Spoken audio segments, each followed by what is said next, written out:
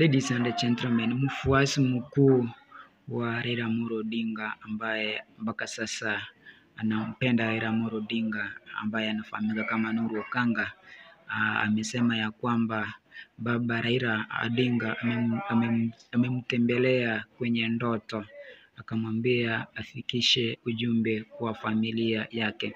Kulingana na Nuru Okanga, anasema ya kwamba Raila alimwambia ndotoni kuwa hajaridhika na tai aliyozikwa nayo na kwamba kofia iliyoweka juu ya jeneza lake imemfanya kutokuwa na amani. Kulingana na Nuru Okanga, sasa anaitaka familia ya Odinga kuchukua hatua haraka ili baba pumzike kwa amani. Hayo ni maneno ya Nuru Okanga, lakini inasemekana ya kwamba Nuru Okanga amekuwa mwingi wa kusema mambo mengi.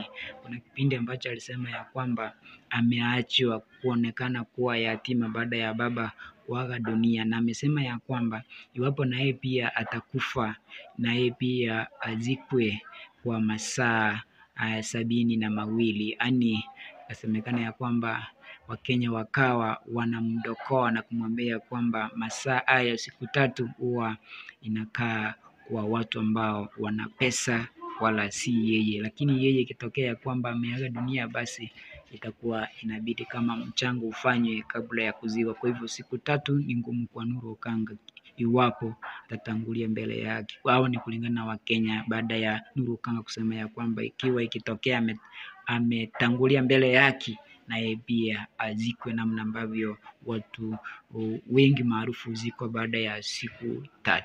Langu jina la salia kwa Maskini Msomi, na hii ni Maskini Msomi TV.